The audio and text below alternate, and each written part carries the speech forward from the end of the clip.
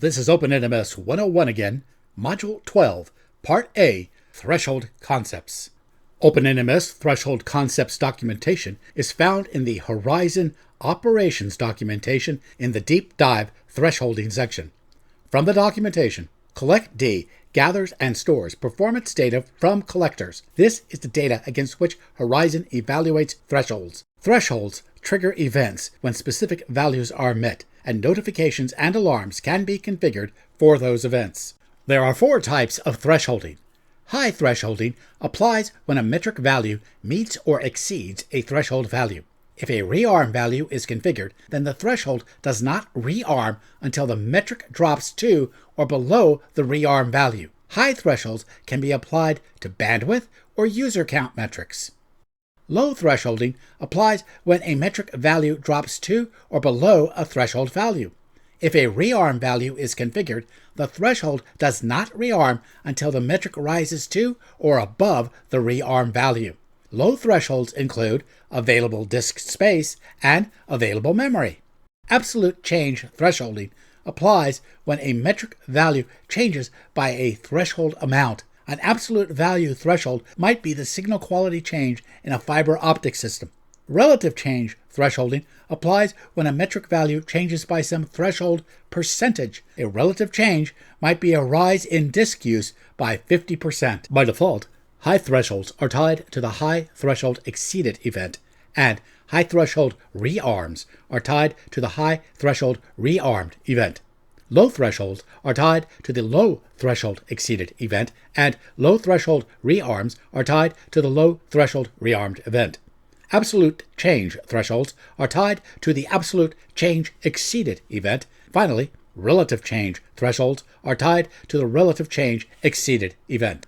The key threshold files are thresholds.xml, which contains threshold definitions grouped into similar metric or network element classes such as Cisco devices. Each threshold group must have a unique name, and threshed-configuration.xml, which contains packages which contain threshold group names and are applied against network devices based on filtering and, if necessary, IP addresses. Basic threshold comparisons compare a single metric against a threshold value. Threshold expressions combine a number of metrics against a threshold value. To access thresholds through the GUI, click on Admin Configuration. Scroll down to Performance Measurement and click on Configure Thresholds. This is a list of threshold groups. Threshold groups and definitions are stored in thresholds.xml. Edit thresholds.xml. The MIB group is at the top. The threshold element defines a basic threshold, and the expression element defines an expression. Close the file.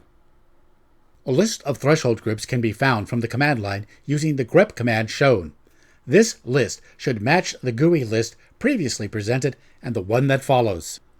Click Edit on the MIB2 group line. The group's threshold definitions are presented. The basic thresholds are separated from the expression thresholds. Click Edit on the basic threshold line. The insert is the threshold definition from within thresholds.xml, listing one threshold element attribute per line. The description is found midway down the screen.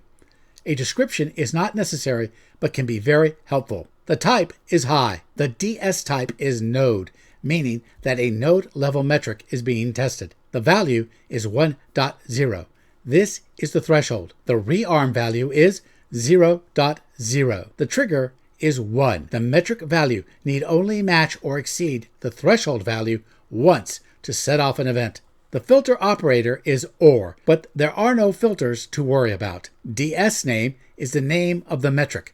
TCP errors that is being measured. In short, if TCPN errors is greater than or equal to 1, trigger a high threshold event. By default, the event is high threshold exceeded. Only one event is generated while TCPN errors remains at or above 1. Only after TCPN errors is 0, the rearm value, will an event be triggered if TCPN errors hits 1 or more. Return to the MIB2 threshold list. Click Edit on the first expression threshold line. The insert is the threshold definition from within thresholds.xml, listing one threshold element attribute per line. Most of the attributes were defined and described in the basic threshold. DSLabel is if name and will be used by the event to indicate the interface name. The expression attribute replaces the DSName attribute of the basic threshold. In this threshold, the expression is the sum of if-in errors and if-out errors. If the expression is equal to or greater than 1 for 2 consecutive measurements, trigger a high threshold event. Only one event is generated while the expression remains at or above 1. Only after the expression is 0 will an event be triggered if the expression again hits 1 or more. Return to the MIB2 thresholds page, then return to the threshold groups page. There is one last example from the threshold groups. Edit the HR storage threshold group. Edit the first expression-based threshold. All of the elements in this threshold have been explained except the resource filter. There is a resource filter in this threshold definition. This is how it works. The filter requires HR storage type to have the values shown .1, .3, .6, .1.2, .1, .25, .2, .1.4. This OID value indicates fixed disk storage. HR storage fixed disk. The OID of HR storage type can be found using the command as shown. The OID of HR storage type is .1, .3, .6, .1, .2, .1, .25, .2, .3, .1, .2. Run SNMP walk against localhost for that OID.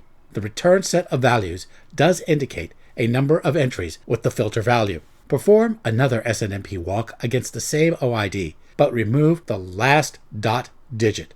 This gives you the parent OID. This is the HR storage entry OID. The result, scrolling up a bit, ties fixed disk storage with the file system devices as shown. The other threshold in the HR storage threshold group has the same resource filter. The HR storage group's threshold are applied against fixed disk storage only. Before a threshold group can be of any use, it must be included in a package inside threshed-configuration.xml. This first package example is named MIB2. The filter and include ranges are similar to those found in packages in the polar-d and collect-d configuration files. The service element is straightforward. It includes an interval equivalent to the interval in collect-d. The thresholding-group parameter element has the value of a thresholding group in thresholds.xml. At present, each threshed-configuration.xml package has one service each with one associated thresholding group. The HR storage package demonstrates the use of a more complex filter. The thresholds in the HR storage threshold group are applied against Microsoft, IBM RISC, and Net SNMP device metrics only. Before configuring a threshold for the SNMP extended tutorial collector data, recall that the alias is named random and that the instance is named tutorial. And the collection interval set in collect-d-configuration is 60 seconds. Tutorial collector data is just a random number. Historically, it has never passed 35,000. For that reason, the high threshold will be set at 50,000. The random values rarely fall below 1,000. For that reason, the rearm value will be 1,000. The tutorial will create a tutorial threshold group. A threshold group must be created directly in the file thresholds.xml. Edit thresholds.xml and add the tutorial threshold group using a simple copy and paste. Save and close the file. Return to the threshold configuration page and click on Reload Threshold Configuration. The tutorial threshold group name appears. Click Edit on the tutorial threshold group line. Click on Create New Threshold. The type is high. The data source is random. The data source type is tutorial. The value is 50,000. Set rearm to 1,000. Keep trigger at 1. The description is the minimum necessary to ID this threshold. Save the work. Type thresholds.xml to view the change in the tutorial group. A threshold group needs to be in a threshed-configuration package before it is used. Edit threshed-configuration.xml. Add a tutorial package that includes the tutorial thresholding group. Note the SNMP service interval is 60 seconds. The filter and the IP inclusion values are standard. return to the tutorial groups page and click on Reload Threshold Configuration. Edit the SNMP extension tutorial collector script to output 50001 as the first instance. Save and close the file. Return to the GUI and view the alarms. The alarm is already in the GUI. View the graph of the random data and note the spike. Return to the console and edit tutorialCollector.sh. Set the output of the first instance to 100. Save and close the file. After a bit of time, the alarm will clear. Click on the alarm ID. The high threshold event is in yellow, a warning. The rearm event, which cleared the alarm, is in green, normal.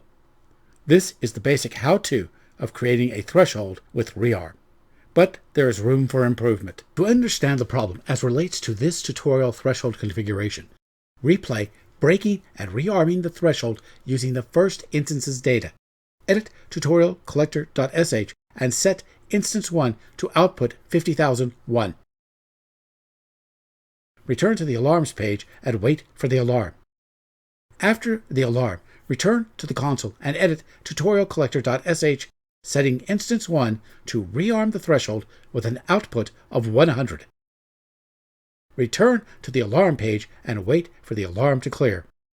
After the alarm clears, click on the alarm ID. Note the description of the alarm includes the value 50,001 and the instance value is 1.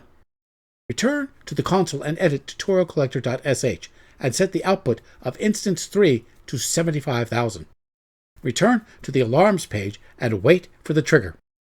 After the threshold triggers the alarm, click on the alarm ID. Note that the value in description is still 50,001 and the instance value is 1. It was instance 3 that triggered the alarm. Edit tutorialCollector.sh one last time and reset the value of instance 3 to 100. This will rearm the threshold again. After the alarm clears, click on the alarm ID. The value in the description is still 50,001 and the instance is still 1. As an FYI, all events are listed. The easiest way to fix this issue is to attach threshold and rearm events to this threshold. Coming up, Module 12, Part B, Tutorial Threshold Improvement with Events.